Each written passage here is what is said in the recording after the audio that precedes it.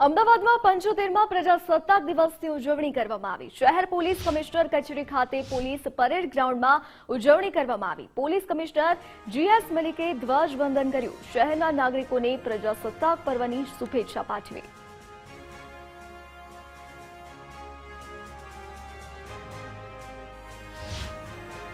આઝાદીના સંગ્રામમાં શીખેલા લોકશાહી, સમાનતા, બંધુત્વતા ના મૂલ્યો પર રચાયેલું લોકો દ્વારા લોકો માટે અને લોકોને આપવામાં આવેલું આ બંધારણ 75 વર્ષના ભવ્ય ભૂતકાળ સાથે આજના સમય પણ એટલું જ પ્રાસંગિક અને નવીન છે, જેનો શ્રેય બંધારણ સભાના દરેક વ્યક્તિને જાય છે।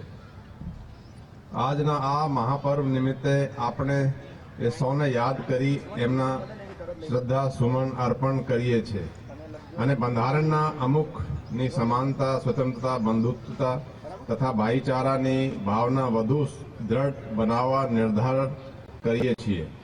ભારતના બંધારણને દરેક નાગરિકને આપેલ મૂળભૂત અધિકારોની રક્ષા કરવાની પ્રાથમિક જવાબદારી પોલીસની જ હોય છે। કાયદાના શાસનમાં દરેક નાગરિક પોતાને સુરક્ષિત અને સ્વતંત્ર અનુભવી શકે એ માટે અમદાવાદ પોલીસ સતત કાર્યશીલ છે। રોજિંદા જીવનમાં પડતી સમસ્યાઓમાં પોલીસ તંત્ર ખડે પગે ઉભા રહીને નાગરિકોની સહાય કરવા માટે નવીન ટેકનોલોજી અને નવતર અભિગમ અપનાવી રહેલ છે। C team, Nirbhaya project, student police cadet તેમજ સ્માર્ટ સર્વેલન્સ સિસ્ટમ થકી ગુજરાત સરકાર અને અમદાવાદ પોલીસ સતત મહિલાઓ, બાળકો અને પ્રૌઢ નાગરિકોની સાથે સંકલન કરી એમને સતત હૂંફ આપવાનો પ્રયત્ન કરે છે।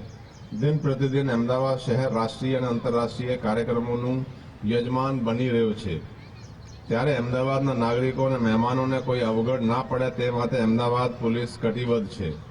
વર્લ્ડ કપની મેચ હોય કે પછી G20 અને વાઇબ્રન્ટ ગુજરાત જેવા આંતરરાષ્ટ્રીય કાર્યક્રમો હોય, ભક્તિભાવ સભર રથયાત્રા હોય કે પછી આનંદ ઉલ્લાસ મિશ્રિત ફ્લાવર શો, કાંકરિયા કાર્નિવલ અને કાઇટ ફેસ્ટિવલ, આ દરેક સમયે ટ્રાફિકના સુચારુ સંચાલનથી લઈને સામાન્ય નાગરિકની સુરક્ષાની જવાબદારી અમદાવાદ પોલીસે સફળતાપૂર્વક પૂરી પાડી છે।